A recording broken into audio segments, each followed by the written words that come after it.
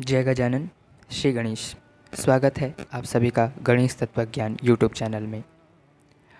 यदि भगवान को जानना हो, भगवान को समझना हो, तो उनके भक्त के दर्शन कर लें, उनके भक्त के पवित्र जीवन वृत्त को सुन लें, उस पर दृष्टिपात कर लें, तो भगवान की भगवत्ता का बोध सहज ही हो जाता है। क्योंकि भगवान की भक्ति, नाम जप, साधना एवं निष्काम निश्चल भक्ति कर भक्त भगवान के समान ही हो जाता है। श्री गणेश के परम भक्तों की श्रेणी में सबसे उच्च स्थान रखने वाले हैं श्री परम गणेश भक्त श्री मोरिया गोसावी महाराज। श्री गणेश की भक्ति के विषय में जब हम विचार करते हैं या जब हम गणेश भक्त के विषय में विचार करते हैं, तो सबसे पहले श्री मोरिया गोसावी जी का ही नाम हमारी जिह्वा में आता है। एक सामान्य से सामान्य व्यक्ति भी यह जानता है कि श्री गणेश के परम भक्त श्री मोरिया गोसावी जी हैं। इसीलिए स्वाभाविक है कि उनका नाम हमारे जिह्वा में सर्वप्रथम आ ही जाता है, क्योंकि श्री मोरिया गोसावी जी की भक्ति एवं श्री गणेश के प्रति प्रेम शुद्ध था और उसका इतना प्रभाव था कि स्वाभाविक सी बात है कि श्री गणेश के भक्तों के विचार करने पर श्री गोसावी जी का नाम सर्वप्रथम जिह्वा में आ ही जाता है। इसीलिए हम उनके जीवन चरित्र का श्रवण करेंगे, उनके जीवन वृत्त पर विचार करेंगे, जिससे हम सभी के अंतःकरण में किंचित मात्र भी प्रेम का उदय हो।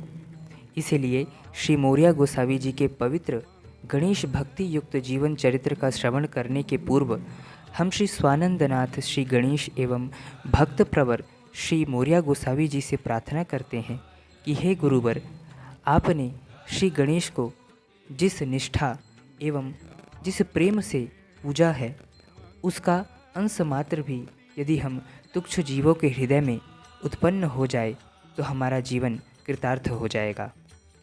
आपने जिस दृष्टि से श्री गणेश को देखा है, वह भाव, वह दृष्टि हमें भी प्रदान करें, ताकि वह दृष्टि हमें भी विकसित हो सके, ऐसी कृपा करें।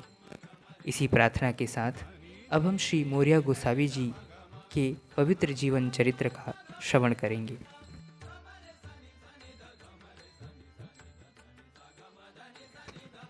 कर्नाटक राज्य के बीदर जिले के एक ग्राम में वामन भट्ट नामक ऋग्वेदीय हरिदास गोत्रीय ब्राह्मण रहते थे।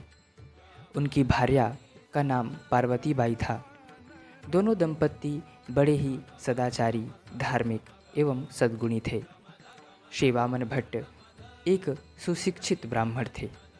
वेदों एवं शास्त्रों के ज्ञाता एवं विद्वान होने के कारण सभी उनका सम्मान करते थे। उनके जीवन में समस्त सुख सुविधाएं थीं, किंतु उनकी एवं उनकी पत्नी देवी पार्वती बाई की आयु बढ़ती ही जा रही थी, किंतु उन्हें अब तक संतान की प्राप्ति नहीं हुई। उनके गृहस्थ जीवन के आधे से अधिक काल अवधि संपूर्ण हो चुकी थी, लेकिन उन्हें संतान की प्राप्ति अब तक नहीं हुई। उन्हें इसी बात की पीड़ा रहती थी एवं एक दिन श्री वामन भट्ट घर से निकल पड़े और उनकी पतिव्रता पत्नी भी उनके साथ निकल पड़ी। यात्रा करते हुए दोनों दंपत्ति एक गांव में पहुँचे। उस ग्राम में एक पवित्र नदी प्रवाहित होती थी। वहाँ दोनों ने स्नान किया और वहाँ एक विशाल एवं दिव्य देवालय था। श्री वामन भट्ट जी ने उस ग्राम के निवासियों से पूछा कि इस ग्राम का नाम क्या है, इस नदी का नाम क्या है, इस देवालय में प्रतिष्ठित देवता का नाम क्या है।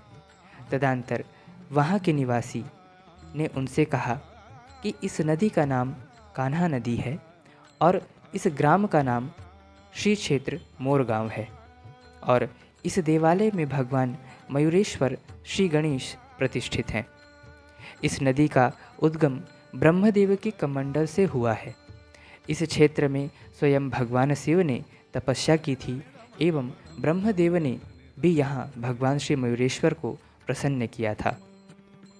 श्री मयूरेश्वर ने प्रसन्न होकर उन्हें सृष्टि निर्मिति की क्षमता प्रदान किया था।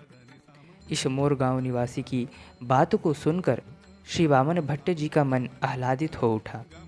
उनके मन में यह विचार उत्पन्न हुआ कि जब श्री गणेश के आशीर्वाद से ब्रह्मा आदि देवता निर्मिति की शक्ति प्राप्त कर सकते हैं, तो यदि श्री गणेश सभी पर अपनी अनुग्रह करते हैं तो वह मेरी भी इच्छा अवश्य पूरी करेंगे। तदंतर उस ग्राम निवासी ने कहा कि अवश्य श्री मयूरेश्वर सभी की इच्छा पूरी करते हैं। उनके इस धाम से कोई भी व्यक्ति खाली हाथ नहीं जाता। श्री गणेश कभी भी अपने भक्तों को निराश नहीं करते।